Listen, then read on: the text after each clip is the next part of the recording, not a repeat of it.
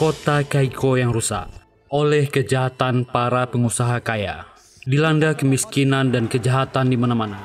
Seorang pengusaha korup mencalonkan diri menjadi wali kota dan mulai melenyapkan lawan-lawannya. Kejahatan ini harus dilawan oleh tim yang barbar. Seorang narapidana mantan kapten polisi diizinkan bergerak membuat tim khusus mengejar si pengusaha korup. Mereka mendapat rintangan dan lawan berat dari para yakuza. Tentu saja penuh adegan action dan baku hantam yang barbar. Dibintangi oleh Hitoshi Ozawa, Akane Sakano, Katsuya, Masanori Minamoto, dan Tak Sakaguchi. Tanpa lama-lama, yuk kita gaskan.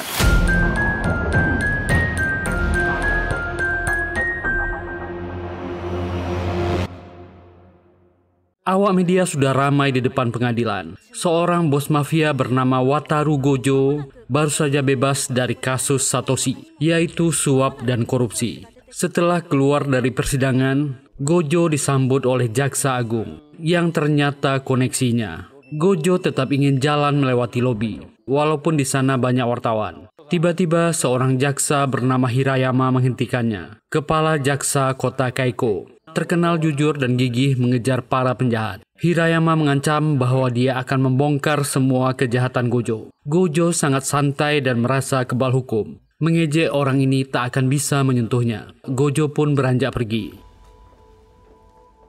Saat Gojo di luar, dia sudah dikerumuni para wartawan. Seorang gadis wartawan langsung menyela dengan berani bertanya. Dia dibebaskan karena memiliki koneksi dengan para aparat hukum. Apa perasaannya? Gojo mengambil mic-nya, menyangkalnya dan membela diri atas tuduhan itu. Dia tak bersalah. Bahkan Gojo dengan tak tahu malunya mempromosikan dirinya untuk menjadi wali kota di kota Kaiko dengan dalih ingin menyelamatkan kota dari keterpurukan dan kejahatan yang mewabah di wilayah ini. Dia akan menjadi solusi semua masalah di kota ini. Semua warga di kota Kaiko mendengar omong kosong Wataru Gojo. Dan inilah Bad City. Di sebuah pemandian privat, sekelompok yakuza sedang mandi menikmati pemandian air panas. Seorang pria dengan jas hujan plastik ingin masuk, tapi dia dilarang. Yang terjadi adalah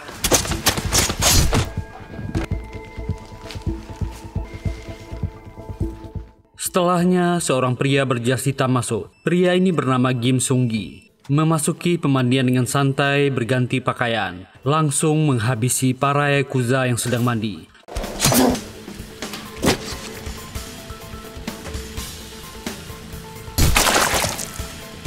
Lalu dia mendatangi pimpinannya yang bernama Sakurada. Dengan santai orang ini memperlihatkan pisaunya.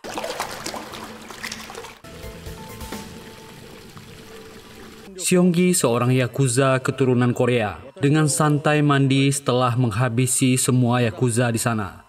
Petugas polisi datang untuk menginvestigasi tempat pembantaian itu. Dua detektif ini bernama Ryota dan Satoshi. Dua petugas jujur dan berani dari divisi kejahatan berat yang mungkin langka di kota Keiko saat ini. Korbannya adalah bos yakuza Sakurada dan beberapa petingginya.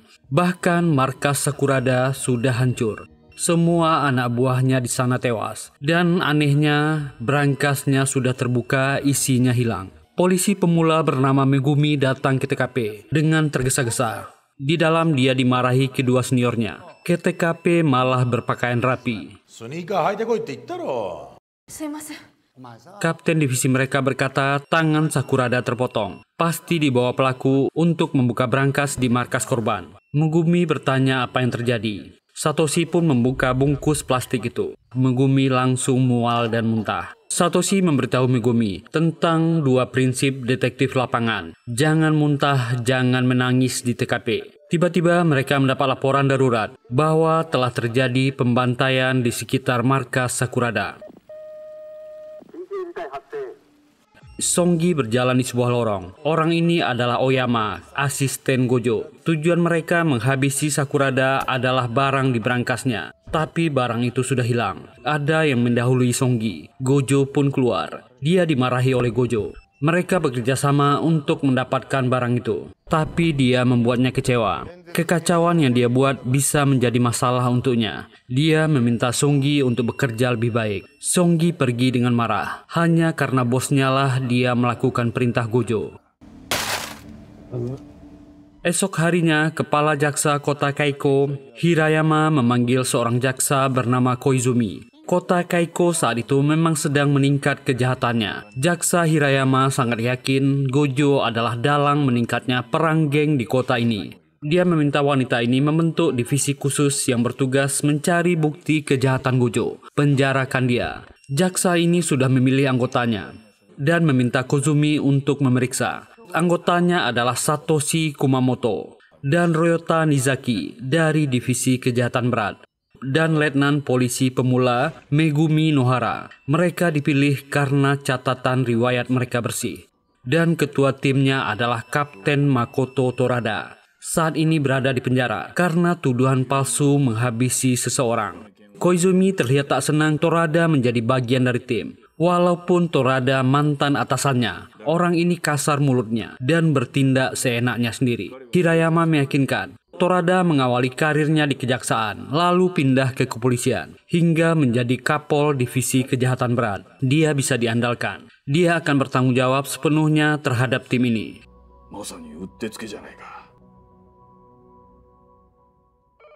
Inilah pria bernama Makoto Torada, seorang pria yang sudah tua. Tapi pada zamannya pria ini adalah petugas yang paling ditakuti Yakuza seluruh Jepang. Sipir menyuruhnya keluar. Kepala jaksa ingin bertemu dengannya.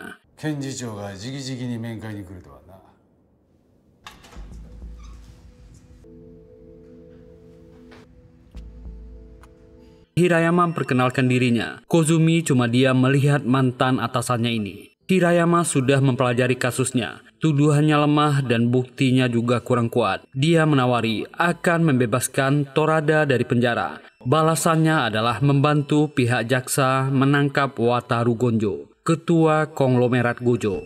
Torada dulunya adalah petugas yang melawan kejahatan yang dilakukan grup Gojo. Tapi dia malah dijebak dan dijadikan kriminal. Apa Hirayama masih yakin untuk memakainya? Hirayama meyakinkan dia akan bertanggung jawab sepenuhnya terhadap divisi khusus ini. Menghajar orang baik adalah kekerasan, tapi memukul orang jahat adalah keadilan. Prinsip mereka sama. Torada pun tertarik.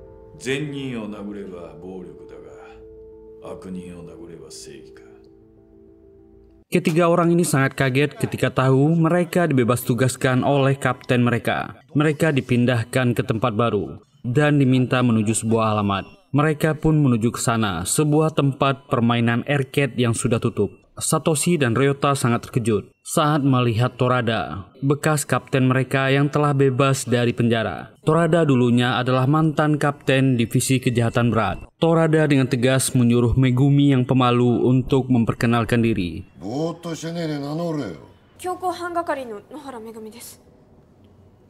Jaksa Kozumi pun masuk dan menjelaskan. Orang-orang ini bingung apa yang sebenarnya terjadi. Sekarang mereka semua tergabung di divisi investigasi khusus. Semua ini berawal dari 3 tahun yang lalu. Gojo mendesak wali kota Keiko yang sekarang untuk membangun kembali distrik barat. Gojo yang membayar 40% dari pajak penghasilan kota ingin membangun kasino dan pusat wisata terpadu. Itu ditentang oleh masyarakat karena undang-undang kota Keiko melarang penjualan ke pihak asing. Untuk memuluskan rencananya, Gojo berniat menjadi wali kota Keiko agar bisa menghapus undang-undang yang berlaku. Kota sekarang dikuasai oleh 3 kekuatan. Pertama adalah kelompok konglomerat Gojo. Kedua, konstruksi Songhwan, perusahaan yang terlihat bersih yang sebenarnya dijalankan oleh mafia Korea, dan tanah yang akan dibangun milik geng Sakurada. Diduga Gojo dan geng Korea bekerja sama melenyapkan geng Sakurada. Torada menambahkan misi mereka adalah mencari bukti-bukti kejahatan Wataru Gojo, penggelapan, penyuapan, dan makar, lalu memenjarakannya. Mereka perlu bukti untuk itu semua. Jaksa Kozumi ingin semua bukti yang dikumpulkan dirahasiakan. Tak boleh ada yang bocor keluar.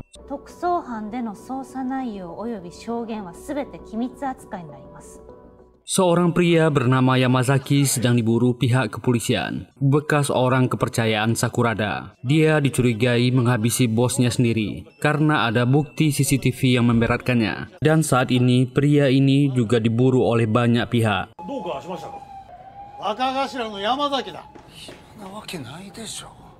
Ternyata Megumi berteman baik dengan Mika, reporter di awal film yang menanyai Gojo. Mereka masih sering bertemu di luar. Mika curhat dia diskor gara-gara Gojo melapor kepada bosnya. Mika sering memancing Megumi informasi penyelidikannya tentang penangkapan Gojo. Tapi gadis ini tak mau menjawab, itu rahasia. Kembali ke markas, Kozumi memperingatkan Torada, dia masih diawasi, jangan sampai dia bertindak di luar batas. Karena Kozumi tahu orang tua ini suka bertindak seenaknya sendiri dalam menangkap penjahat. Torada tak terlalu menanggapinya. Dia akan menangkap Gojo dengan caranya.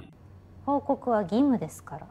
光と影の違いだけなんじゃねえかって。 Inilah bos Songhwan Konstruksi, Madam Yun, kelompok gangster Korea yang menyamar jadi perusahaan konstruksi. Songgi datang menemuinya dan memberi kabar Torada dibebaskan dari penjara. Dia sudah mengirim orangnya untuk mengurus orang tua ini. Ternyata di masa lalu, Torada lah yang telah menghabisi putranya yang bernama Taekyun. Madam Yun meminta Kim Songgi untuk tak gagal kali ini.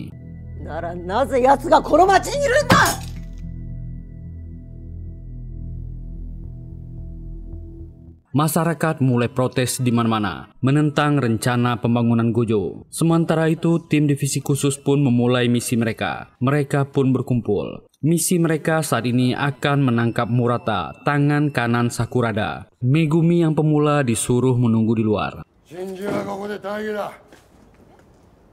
Orang inilah yang bernama Murata. Dia berniat membalas kematian bosnya. Mereka sudah berkemas dan menyiapkan senjata. Anggota tim pun mulai naik ke atas. Torada kebetulan berpapasan dengan Murata dan anggota gengnya. Pak tua ini memang tak kenal takut. Meneriaki Murata dan anggotanya dengan toa. Mereka mau kemana dengan pakaian begitu. Pak tua ini pun mulai menghajar Murata dan gengnya. Satoshi dan Ryota bergabung di baku hantam itu. Tubuh Torada boleh tua, tapi Pak Tua ini sangat ganas. Anggota geng ini bukanlah apa-apa baginya.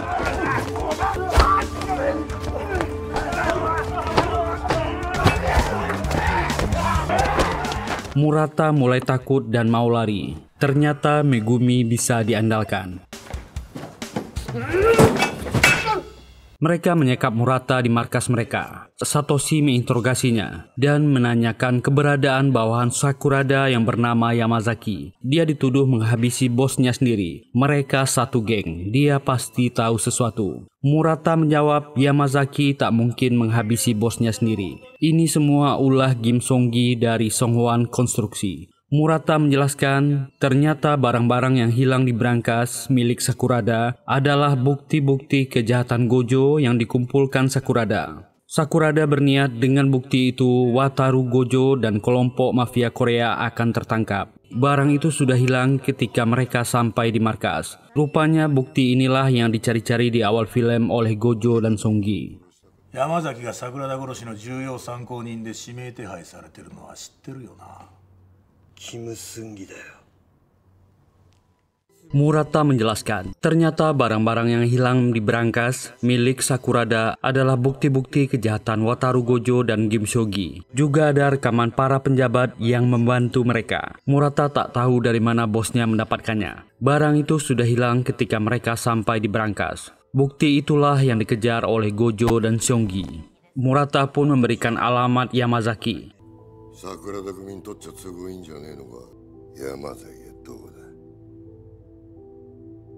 Setelah mendapatkan lokasinya, Satoshi, Ryota, dan Megumi langsung mendatangi apartemen Yamazaki. Sesampainya di sana, mereka tak menemukan orang ini. Saat mereka akan meninggalkan apartemen, tiba-tiba Megumi merasa ada seseorang yang melintas. Dia curiga itu Yamazaki. Mereka langsung mengejarnya, dan benar saja itu adalah buruan mereka. Ketiga orang ini bergegas ke mobil dan mengejar orang itu.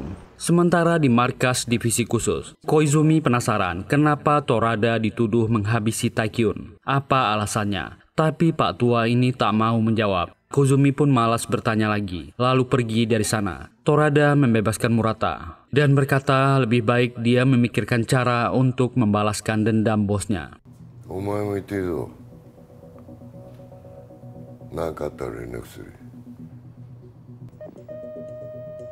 Torada mendapat kabar dari anak buahnya. Mereka sedang mengejar Yamazaki di rute 17. Mereka kehilangan jejak. Meminta Kapten Torada melacak nomor orang ini dan lokasinya. Ketiga orang ini mendapatkan data lokasi Yamazaki. Mereka pun menuju ke sana, membawa mereka ke sebuah pelabuhan, menemukan mobilnya. Tapi orang itu tak ada di mana-mana. Mereka akan masuk. Ketiga orang ini sebenarnya sedang dijebak. Sementara Yamazaki sendiri sudah ditemukan terbunuh di tempat lain. Petugas kepolisian sudah di sana dan memeriksa mayatnya. Mereka menemukan potongan tangan Sakurada. Ini menguatkan bukti bahwa orang ini adalah pelaku pembunuhan bosnya sendiri. Torada yang selalu memantau lewat radio kepolisian mendengar Yamazaki telah ditemukan meninggal. Dia ingin memberitahu anggota timnya untuk kembali, tapi tak ada sinyal. Tiba-tiba ada seseorang yang masuk ingin menghabisinya. Tapi Pak Tua ini tak segampang itu dikalahkan. Orang bayaran yang dikirim Kim Song-gi dan Gojo kalah.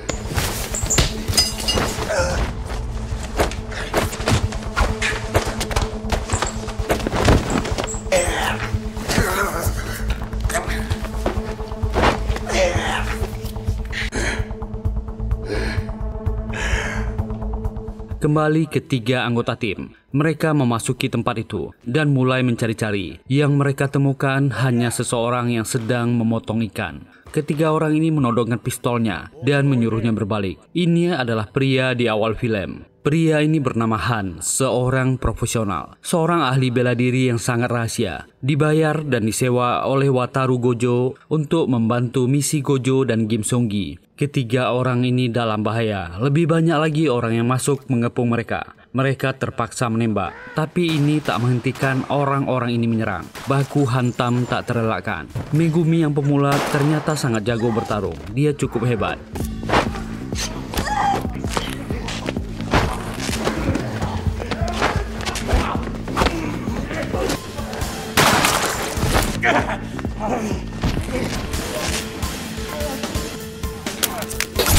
Akhirnya Han turun tangan dan menyerang Ryota.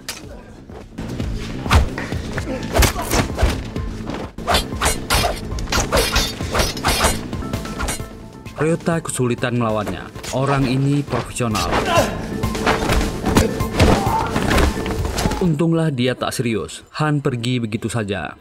Tapi Megumi masih ngotot mengejarnya. Satoshi sempat mencegahnya. Terlalu bahaya untuk mengejar orang itu.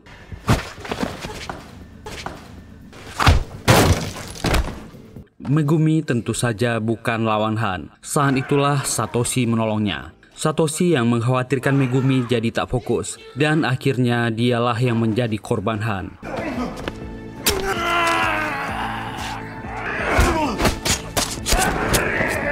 Orang ini cepat dan sadis.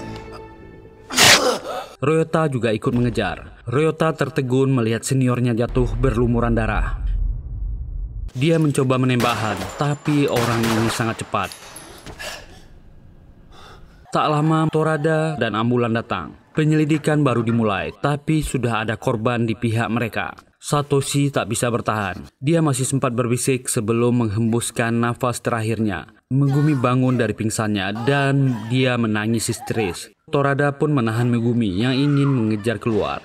Pak tua ini memberitahu Megumi jika dia merasa tak sanggup lagi beritahu dia. Torada menyuruh Ryota kuat. Satoshi tak akan bangun lagi. Jaksa Hirayama diberitahu Koizumi. Satoshi tewas saat bertugas. Jaksa ini sangat kaget dan bergegas menuju rumah sakit. Namun baru saja dia keluar dari gedung, tiba-tiba dia ditabrak oleh sebuah mobil. Semua ini adalah rencana Gojo. Gojo ternyata sudah mendapat info dari orangnya bahwa Hirayama telah membentuk pasukan khusus dengan Torada sebagai ketuanya, khusus untuk menangkapnya. Gojo pun menghabisinya lebih dulu karena dia adalah otak dari divisi khusus. Gojo ingin Song-gi segera menghabisi bosnya sendiri. Dia meminta rencana itu segera dilaksanakan agar tak ada lagi batu halangan.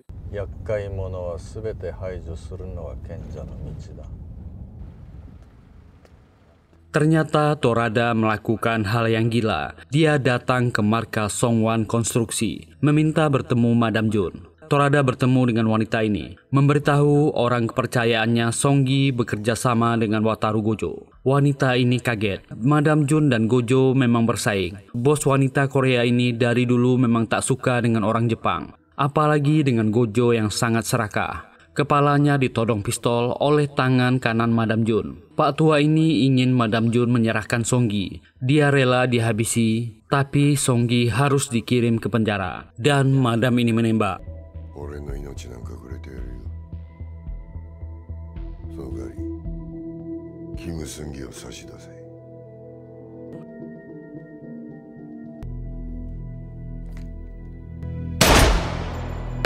Besoknya Madam Jun memanggil Songgi. Dia sudah tahu Songgi berhubungan dengan orang Jepang. Orang itu terlalu serakah. Tapi Songgi melawan. Dia menyalahkan bosnya yang terlalu curiga kepada Gojo. Dia sama saja dengan putranya. Madam Jun langsung curiga. Apakah Songgi yang menghabisi putranya? Songgi yang memang sudah berniat berkhianat langsung menembak wanita ini.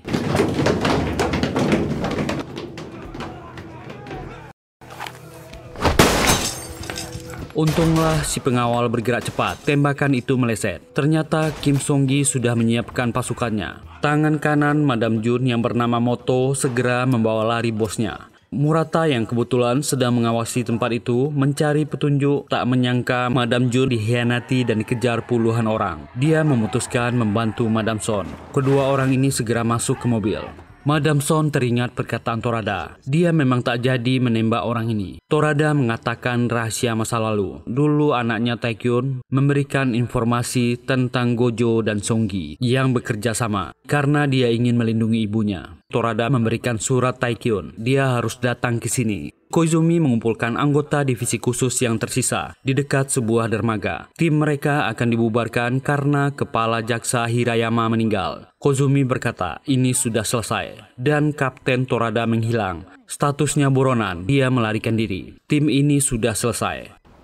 いい？冤罪が認められない以上、彼はまだ囚人よ。 Murata mengantarkan kedua orang ini ke tempat aman. Madam Jun tak menyangka bekas anak buah musuhnya Sakurada yang menyelamatkannya. Kambing hitam dari pembunuhan jaksa Hirayama adalah bekas asisten Gojo, Oyama. Dia mengorbankan orangnya sendiri. Dia dibuat seakan-akan bundir di mobil yang dipakai untuk menabrak jaksa Hirayama. Gojo pun melakukan jumpa pers tentang Oyama, asistennya yang berani-beraninya menabrak jaksa Hirayama. Gojo pun mengaku Oyama melakukannya karena membuat kesepakatan dengan Kim Songgi. Gojo mengaku baru pertama kali bertemu dengan Songgi. Dia tak mengenalnya. Karena merasa bertanggung jawab atas kesalahan anak buahnya, dia akan mengundurkan diri dari wali kota. Songgi dan Han yang melihat siaran pers itu sangat kesal. Ternyata Gojo ingin menyelamatkan dirinya sendiri. Han bahkan belum dibayar Gojo untuk membantu tugas Songgi. Han yang seorang profesional sangat tersinggung. Songgi memujuk Han agar membantunya mencari bukti yang hilang di berangkas Sakurada. Setelah itu ketemu, mereka akan menghabisi Gojo. Lalu saat Gojo ke toilet, Torada telah di sana menunggunya. Torada mengancam jika dia sudah mendapatkan bukti yang kuat untuk menjebloskan Gojo ke penjara. Lagi-lagi Gojo tetap santai. Dia tak akan bisa disentuh hukum.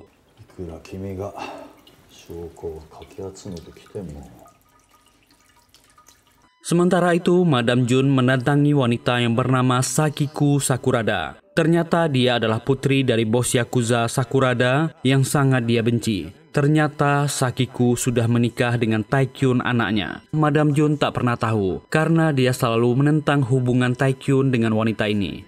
Sakiku awalnya tak mengenali wanita ini. Dia menawarkan makanan yang dijualnya ke Madam Jun.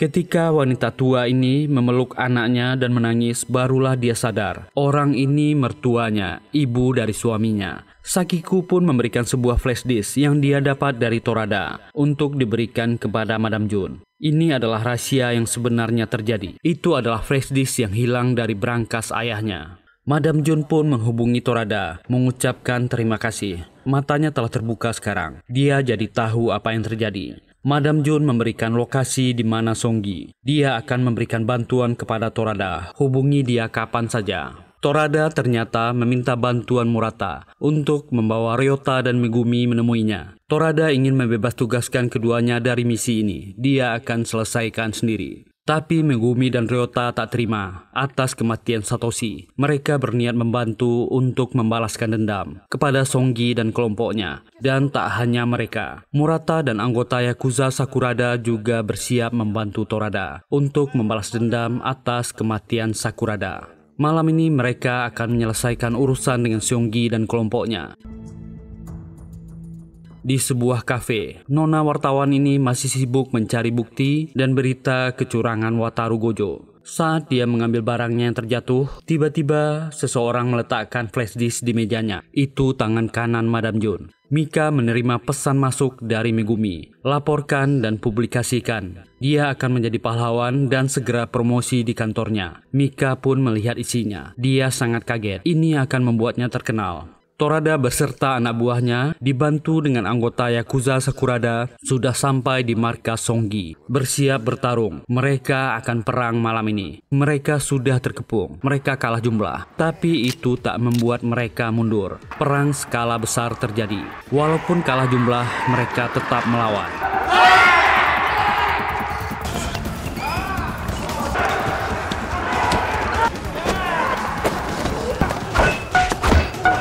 Itu adalah baku hantam yang barbar. Ryota sangat ahli. Walau dia dikeroyok, dia tetap membalas. Megumi memang pemula di kepolisian. Tapi untuk keahlian bela diri, gadis ini sangat jago.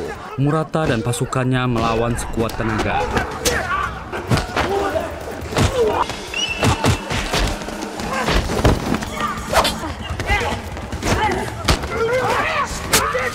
Kim Songi melihat dari lantai atas, meminta Han untuk membantunya kali ini. Torada melihat Kim Songi yang akan pergi segera mengejarnya. Pak tua ini menghajar para preman yang menghalanginya.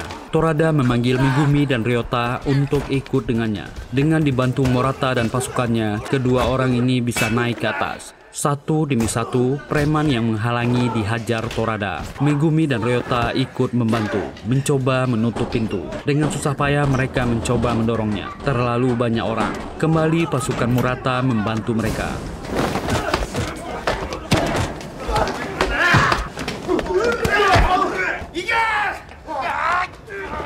Kali ini yang menghalangi tak main-main. Han menghajar Torada. Mereka bertarung. Membuat Torada kepayahan menghadapi orang ini. Dia sudah tahu siapa profesional ini.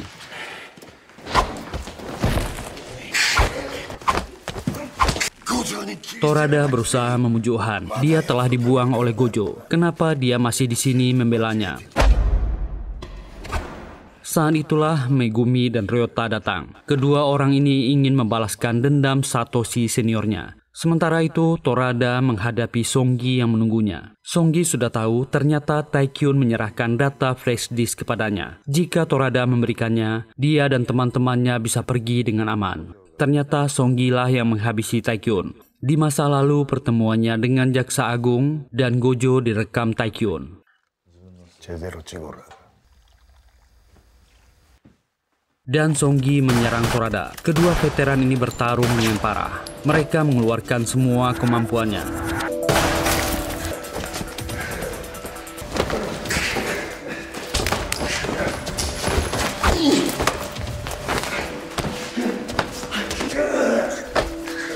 Torada akhirnya berhasil unggul dan mengunci Songi. Kembali ke pertarungan di lorong, Megumi dikalahkan, dan Ryota mengeluarkan semua kemampuannya menghadapi Han. Tetap saja orang ini terlalu tangguh bagi mereka. Han bahkan membuat Megumi menjadi tameng, membuat Ryota kepayahan. Walaupun mereka berdua tetap saja dihajar sampai babak belur oleh Han. Ryota hanya bisa memegangi kaki orang ini dan tak melepaskannya. Dia memberikan pistol ke Megumi, berteriak memanggilnya. Megumi pun bangun dari pingsannya, lalu menembak Han. Mereka berhasil menang dengan susah payah.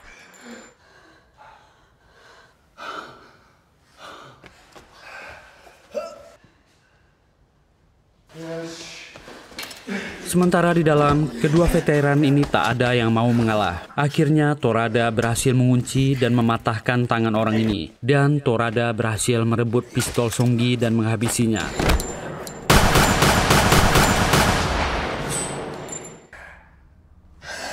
ada yang tak terduga. Jaksa Kozumi juga pengkhianat. Dia adalah orang jaksa agung. Torada sudah menduganya karena dia terekam di kamera yang direkam Taikyun. Dia melihat itu dari flash disk yang diberikan Taikyun. Di masa lampau, saat dia menerima surat yang berisi flash disk, saat itulah dia ditangkap oleh para petugas yang dibayar Gojo. Untung dia masih menyuruh Satoshi menyimpannya untuk memberikannya ke istri Taikyun. Kozumi tak peduli. Dengan bukti dia menghabisi Songgi, dia akan memenjarakannya. Torada menjawab, Songgi masih hidup. Dia pakai jaket anti peluru. Saat itulah Megumi dan Ryota datang. Mereka lebih mempercayai kapten mereka dan menodong Kozumi. Para petugas kepolisian datang. Salah satunya langsung menuduh Torada buronan. Dialah petugas yang disuap Gojo. Tapi kapten divisi kejahatan berat berbisik, jangan ikut campur. Dia tahu hubungannya dengan Gojo. Orang ini berubah pikiran dan langsung menangkap Songgi. Dan Kozumi akhirnya menyerah. Dia ditangkap dan dibawa. Tugas berat ini akhirnya selesai.